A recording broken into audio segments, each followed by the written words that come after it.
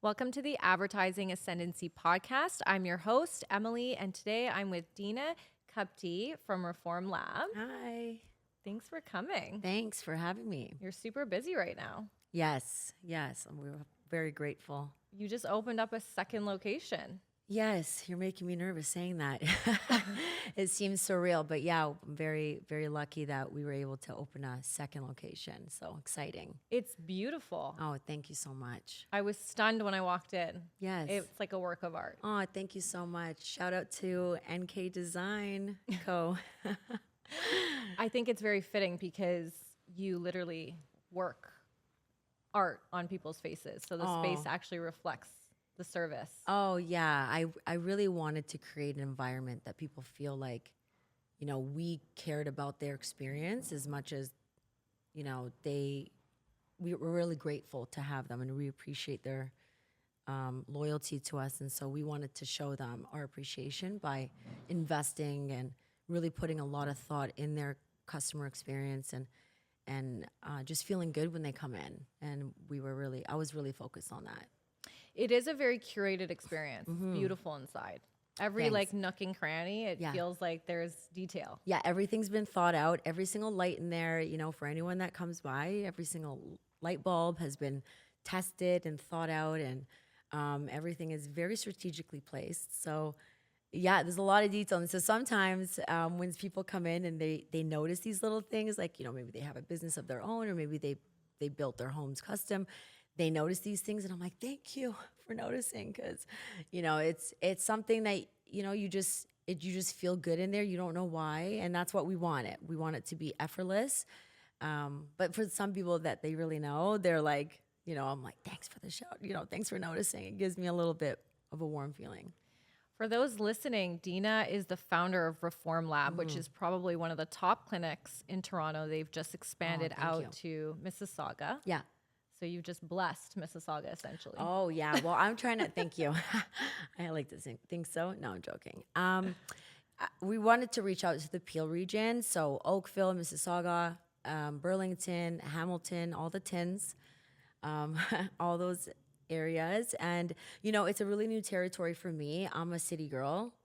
Well, not in that way, but, I'm not for the streets, but I'm New Toronto girl? Yeah, I'm a Toronto girl, and so I'm used to the fast pace. Clients that are coming in quickly in their breaks, coming in quickly before work, Ubering quick and going back to work, and so the hustle and bustle is kind of my jam. And so this is a really, really different experience. Even I'm learning a lot. I thought naively this would be a copy and paste. No, that's not the case. I feel like I'm doing it all over again, times 100. Definitely a really new learning experience for me. Before I want to get into entrepreneurship and branding, I have to talk to you about your Morpheus 8. I know the girlies listening want to hear it too. Oh my God. Can you tell us, is it life-changing as Yes. I'm seeing online? I need yes. that. Okay, so obviously when I was, so before I even knew I was opening a clinic, I was known to be an injection boutique. So I never had lasers, I never had machines, but I did Morpheus 8 myself. And then I didn't do fillers for, I would say 13, 14 months. Wow. And I'm a big filler girly. So, that's a big deal for me. I just didn't feel like I needed it. So fast forward a year and a half later, when I started opening this new clinic, and then we wanted to introduce, a lot of skin focus there. And I was looking at lasers. That was always on my mind. And I really wanted the best machine. I didn't care how much it cost. I really wanted to offer everyone, my clients, like really true results.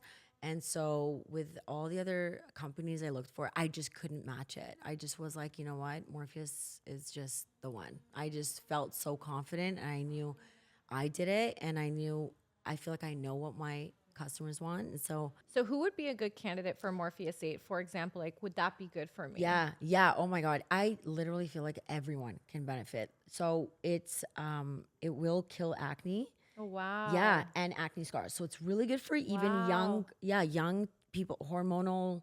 What about tummy tuck scars? Tummy tuck scars, acne itself. It's the only microneedling that can safely be treated on active acne. So Wow. most, like for instance, if you do regular microneedling with, the needles, like the manual ones, you can't do that on active acne. So if you're kind of covered with if you're having a breakout, you have to wait because we can't spread that around. You could possibly get dermatitis or whatever. So this is the only machine that we can actually treat active acne while you're having a breakout and not we will actually get rid of it. Wow. Yeah. That's yeah. life-changing for a lot of people. So the age group really varies. Like the candidates and the demographic for it really is so vast and so wide. It all depends on our settings. There is a big, movement going on right now, a little buzz that they're saying you might lose a lot of fat pads. And that's yes, all. I've heard that. Well, okay, first of all, that indicates the power of the machine. First Correct. of all, that it has the ability to reduce fat. And so that can be very beneficial in your submental fat, in your belly. Yep. And we use that. They use that in surgery just to finish off the surgery, and they'll reduce the fat after lipo. Wow. Yeah, for those stubborn spots that the lipo instruments So it has won't be different able to. levels of settings. Absolutely, yeah. So that right there already indicates the power of the machine. But above that, that is for someone that maybe the nurse or technician is not really understanding the settings, and then they're just cranking it. Okay. And so it's not designed to do that. For instance, if we're going on your cheek, we don't want to reduce that fat. We want to keep that contour. Now, when we have a lower setting. Right. It's a penetration setting. It's pretty complicated. So it's customized. When you go down to right below the cheek, you might want to increase it because we want to contour underneath so you can have that shadow. So we manipulate and contour and structure your face and change the settings to accommodate to what we're trying to get to. And then we get to submental, and then you want to crank that up. And then we get to the neck, well, we're going to hit the surface and tighten it because it's the skin. So it's really, it's very complex. It's not one of those that, everyone's getting the same treatment. It's very, very, complex and strategic in the way that we treat it. Something that I love about the beauty industry is just how vast it is. There's just so many products and services on the market. It can be overwhelming sometimes. Definitely, but it's nice to know that you have so many options today to stay looking youthful. I mean, I'm turning 36 and now I'm starting to stress. You look amazing. I do? Yeah. Well, thank you. I mean, maybe that's biased. Thanks to you. Maybe that's biased. Just outed myself. But no, seriously, it's not biased. How many times have you reached out and I'm like, you don't need anything, you're perfect? How many times do I harass you? Yes, and I'm like, okay. Please take me. Please have a nap. You can have a facial. No more injections. We're good. I don't want to ruin such a beautiful canvas. So. Well, thank you. Yeah. Okay. I want to get into some branding questions. Fun. The things that you've built, the name that you've built, it's been, I think about 5 years you've been around. Yep. And you've really established yourself in the industry. And I would say established yourself as a leader in the industry. Thanks. What are your 3 non-negotiables when it comes to branding? Oh, I have so many. Okay. So, I would say number 1 is authenticity. I don't think you can bullshit branding. If it doesn't, if you don't connect with it and it doesn't have something personal with you, you can't just do a trend. It's just going to burn out and it's not going to be cool. Like it's just something is not going to click as long that you're just continuously imitating other people or following some trend. I do feel like you can follow a trend and still make it unique to your brand. 100%. Yeah. And so just finding what really is yours and what your brand identity is, and then applying that to the trend. And I think if you're a small business and you're just starting out, the only way you're going to find that voice to your brand is by trying things out. And I think that sometimes young entrepreneurs get nervous about putting things out, testing it, seeing what the reaction is. But that's really the only way you can kind of find your own flow. Yeah. And I mean, if you look at all the greatest brands, including yourself, it's evolved. Yeah. It's definitely evolved from when it started. Absolutely. What would be your second non-negotiable? So If you were working in a team with staff or employees or a partner, everyone has to really understand the brand. And I prioritize kind of brand culture when I'm hiring, and then I look at their resume. You know, do they match our brand culture? Are they going to show and give that experience to the customers, not just what the customers experience on my online presence or when I look at my website, my branding, but when they come in, they still feel the continuity of the brand in the space. So I think it's really important for brand owners to remember that a brand isn't just a color palette, a logo, and a typography. It's actually an emotion that you evoke when you think of the brand. Yeah. And I love that you want to transcend that from your digital presence into your actual brick and mortar. You still want that brand experience when the customer walks into the door. Yeah, well, that's what they're expecting. They're expecting that if they see luxury online, they're going to experience that in person. But how many times have you walked into a brand where it was extremely luxury online and you kind of walk in and you're like, oh, yeah, this is it. Yeah, or vice versa. And you see, you know, maybe how much they kind of half-assed on their website or on their... Poor marketing. Right, and you're like... And you come in, you're like, I should have known about the spot. Yeah, well, I know this surgeon, and he's like an unsung hero. Shout out to him. I can't say his name. It's a little secret. And so he is like an unsung hero, but you know, he's like real old school kind of, and he doesn't have any presence online and whatever. But I'm like, oh my God, this guy could kill it. Like, you know, my little branding brain starts kicking in. I'm like, can I be your manager? Can I be your branding manager? But yeah, you know, some people, it works for them though, right? And some people, it just works for them. But in 2024 now, you want to be hot, you want to be relevant, you want to be ahead of the game. And so, look, at the end of the day, if you have your brand identity down to the T and really understand it, no one can mimic it. They just can't. They can try to copy a little bit here and there, but it's not going to happen. It's your signature. There's just something about the consistency that we have that they don't know. It's like our little recipe that they just don't know. They don't really, really know until you're like actually in my brain and in my, like, you know, digital marketing team's brain or my socials brain and the conversations that we privately have. They're just, you know, that you will never be able to. I always tell clients when they submit their competitors' information, it's okay to get inspired, but you really do want to find your own voice because the long term will be a lot more beneficial if you do. You will stand out and you will stick around if you have your own voice. Absolutely. The brands that are kind of copying everyone and just flowing around, you see them open and you see them also close after 5-6 years, right? Because they don't make that footprint in the market. Yeah. And that's essentially should be your goals, to make a footprint, carve out a space in the market and make that customer base yours. Yeah. You own them. They're coming to you, right? Yeah. And when you do that, it's not so easy to sway the client when a new competitor opens up, for example. Right. You are not so affected by that. So what's your third non-negotiable? It's a little trick, but I'd never take, like like my socials manager will know, I'm really, you know, a stickler when it comes to mentioning Reforme Lab without in its logo. Like, I just don't want it. Like, if it says, you know, Reforme Lab and then our phone number underneath, I don't want it typed. Put the logo. I just, any way that we can enter the logo and have brand awareness, I'm like, put it in. You know, that's like my little trick. It's like, I want you to vomit my logo by the end of getting to the bottom of my Instagram.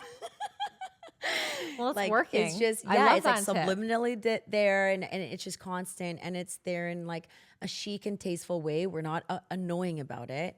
We don't have annoying colors. We're just there. It's like a little page from the guerrilla like marketing effortless branding, but it's very strategic. I think it's important. I think you need to be popping your logo on your content. Thanks. For sure. Yes, 100%. I wear it with pride. I know, really, I do. I would be proud too. You have a beautiful brand. Thanks. What has been your most challenging experience as an entrepreneur? Yeah, lots of challenges. A lot of self-reflection challenges as well. So they kind of go together in being an entrepreneur. But I would say one of the challenges that that I learned, a hard challenge was, when you're doing really well and you've reached a certain point, and it's great. And don't get me wrong, these are great things and good achievements. Good problems to have. Yeah, I learned that you can't just stop putting effort into your company, your business, your branding, because don't fix what isn't broken. Yeah, that doesn't apply. You have to constantly strategize, move, think of the next thing, what's going on. At some point, let's say you're ahead of the game a little bit, people are going to catch up. Stay relevant. Yeah, someone's going to enter that industry and say, okay, well, I've got this idea. Well, I'm going to build on that. So for instance, there's a lot of conversation about, even fighters or athletes. If you take our athletes today and bring them to, 60 years ago, they wouldn't even be able to stand a chance 60 years ago, like the older athletes from those days, because athletes, they developed and evolved, and the sport evolved, and that is applied in business. And so whatever you come up with, someone else is going to get a little inspiration. Okay, let's say they're not mimicking it, but they're going to say, that's a good idea, but why don't we take that and go, you're not the only one with a good idea. And so of course, being humble all the time, always knowing that, not being fearful that something can happen, but being aware and cognizant that, listen, in any moment, it's not going to stay like this forever. So keep it moving, keep it going. And you kind of have to always do that until the day you sell, if you ever sell. That's kind of something that is not really spoken about. And there's a lot of glorification around entrepreneur and being a business owner. Like, yeah, no, there's no off switch. There's never there's no chill time. Never. Like, there is, but they're like, it's like a cute little bubble in a chaotic entrepreneurial world. I think entrepreneurship does give you a really nice sense of freedom. You're your own boss. You get a creative space to create. So Sure. if you're, if that's your personality and that's what you want, this is a great place to be. Personality. And that's the key word, I think. It's not like what might be glorifying for an entrepreneur might not be glorifying for someone that wants to work for a good, secure corporation. And it's not even, they could be making great money, but it doesn't mean that they're any less. They value security, they value consistency in their life, they value, low risk, and that's respectable. And they enjoy having their weekends off, finish at 5. Yeah, I'm a little bit anti this little trending movement of, oh my God, be a boss, have your own. It's like, why are we shaming 9-to-5ers? Well, we shouldn't. Absolutely not. But there is this kind of I don't know, it's just trending too much. And it's like, there's nothing wrong. And in fact, it's admirable to take on a role for another company and take it seriously and benefit this company and apply your maybe resources, your schooling, your education, or your skills to better another company and get paid and have a secure life. A lot of times I envy that, actually. So, it's just a lot of times I did when I was struggling and really stressed out. I was like, why couldn't I just get a job? I had that moment. I went and got a job. Oh yeah, that was cute. I did it. I lasted 3 months. It was so cute when you did that. Every day I went to work, my husband would be having his coffee being like, you're not going to last. How long did And I'm like, you're so savage. Yeah. I'm like, I'm going to last. He's like, I give it a month. I lasted 3 months. Okay. Only probably because I wanted to prove him wrong. Yeah, because you're an entrepreneur. I was like, I'm going to challenge that month and I'm going to double down. Right, yeah. Yeah, I remember sitting at the office and just thinking like, I admire everyone in my team here. They're all brilliant. But this is just not for me. I want to be more creative. I want to be the one calling the shots. I don't want to be taking the shots and, be master of my own kind of domain, right? You know what I feel like? This just came up to me now, but by the way, I've never said this before. I never understood people that were really, okay, I can, in theory, understand why people love plants. Like, for instance, one of my staff members, she's like the plant. And for anyone that's been to Reforme, you know who it is. She's got like the biggest green thumb. Like, I don't. Anything I touch may or may not die. And you have to sign a disclaimer. But I but the way they describe it, they're like, you just make this little seed and you grow it into something. And it's like interesting to watch, and you give it love and you nurture it and you reposition it. I'm like, that's what I feel with work. I'm like, I made this tiny little idea that was just talk, and a lot of people just stop at talk, and now it's tangible. Now people are a part of it. Now people are reaching out to me. Now I have staff that depend on me to, and they believe in me. And of course. I have like that, I really like thrive off that. I'm like, okay, here we are. We're getting this little plant going. So I may not have a green thumb, but I think you have a green thumb when it comes to business, though. yes. We got to give it a color though. What color should it be? I don't know. I was thinking like steel or something. Steel. I Steel like thumb. that. Your steel thumb. Yes. Actually, you know what? Let's make it gold. I'm down for gold. A gold thumb. That is more my vibe. I like that. I'm feeling We'll that do a lot more. A gold thumb. I think that it is a really nice place. Like entrepreneurship has its perks. I think it's a pretty cool space. I personally love being an entrepreneur, and you're amazing at it. Thanks. Okay, so actually, let me stop for a second. I want to ask you, as an entrepreneur, as a female entrepreneur, Deena. Yes. What's your dating life like? Oh God. Can you spill the tea? Well, who's watching? No, I'm joking. Well, okay, so it's interesting. Do you find it a challenge being a business owner and Oh yeah. being so dominant? Like, Sure. Is it okay? Would I call it a challenge? I don't know. It's interesting to observe. Okay, and you would, a lot of people think, oh, you got it all going on. You must just have a plethora, and in fact, men think that. Well, I think that. Right. Stay married. No, I'm joking. But really, the pool becomes less because. There's no space for me in her life. They need, I don't know, they're intimidated or I'm actually the softest. I'm super soft. I'm very much in my feminine, actually. I might not come across that in the beginning because who just meets someone and go blah, blah, but with me, it stands out more for some reason. And Well, you're or just you. your strong personality, Yeah. right? You're a force to be reckoned with. So, like, are men intimidated by that? Most Yeah. likely. Yeah. And do you find that challenging, right? They're intimidated. That's okay. There's nothing wrong with it. It doesn't make them wrong. I'm not for them. And as well as they're not for me. Yeah. It's not because I'm really like in a relationship. I want to celebrate my man. Like I want him to be in his masculine. And it's funny because I had someone say to me recently, like, oh, you're someone that knows me really well, actually. It was a man. And he was like, oh, you're not really like, you cook and you're like traditional, but like, you're not, realistically, you'd be having nannies and like, cause you'd be like, so focused on work. I was like, actually. What a thing to say. Well, no, he wasn't saying I wasn't wifey material. He was just like, you're in your business. So like, he wasn't saying it as like something negative. Yeah. Yeah. Okay. He was just like, you're an entrepreneur. The same way I got to go to work. Like you have to go to work every day. First of all, I don't really see a difference between that and someone that does 9 to 5, which most women have careers now. Of course. But I that's don't have a fine. nanny. I was like, well, actually, everything I'm doing now, I'm doing it so I can have leisure when I have my Flexibility, children. That's yes. right. As like 2 years ago, my whole brand was just me.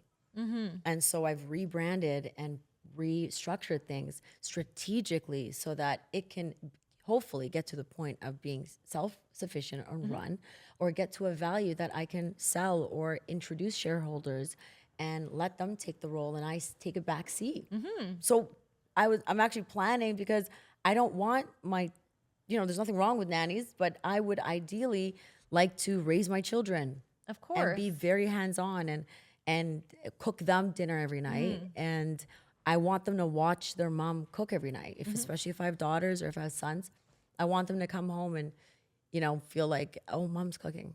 like Yeah, every day, it's a nice every feeling. morning. Yeah, and I want to take care of my husband. Thank you so much for Thanks. joining me. Thanks for having me. Thank you for everyone for listening. I really appreciate you guys always tuning in. Please give me a like or a 5-star review if you enjoy the content, and make sure to hit that subscribe button. We'll see you on the next episode.